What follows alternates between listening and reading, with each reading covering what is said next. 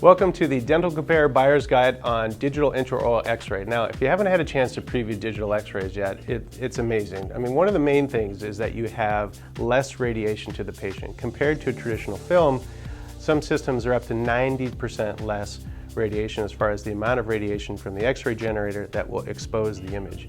The other thing is just your workflow is totally changed over. Instead of waiting for something to go through the processor, you're going to get an instant image right away that shows you whether or not you got it or you need to do a retake.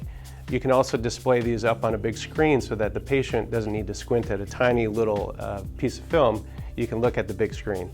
Think about this too, is the storage format.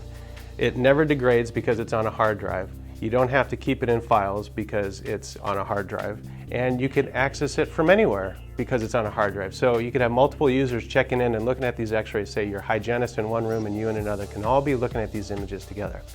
Now, if you're going to buy a system, the main thing to think about is image processing. A lot of people will talk about resolution. That is important, but most of the systems nowadays have great resolution. The main thing here is it's definitely better than film, so you have diagnostic superiority. But what makes it even better than that? Well, it's the image processing. It's how the software uses the image that's captured by the sensor and then turns that into something that's even more clear than you could get on a simple exposure. So definitely look at the tools that each software has to make more clarity out of the image. The other thing you want to be aware of is how it integrates with practice management software. A lot of times the imaging part of the software for the digital sensor is different from what the actual practice management software, and you just want to make sure the two are compatible and that they're talking seamlessly. You also want to know what kind of operating system you're using and what kind of system requirements you're going to need for your office, because a lot of these are very traffic intensive in terms of a network. The other thing to think about is your workflow.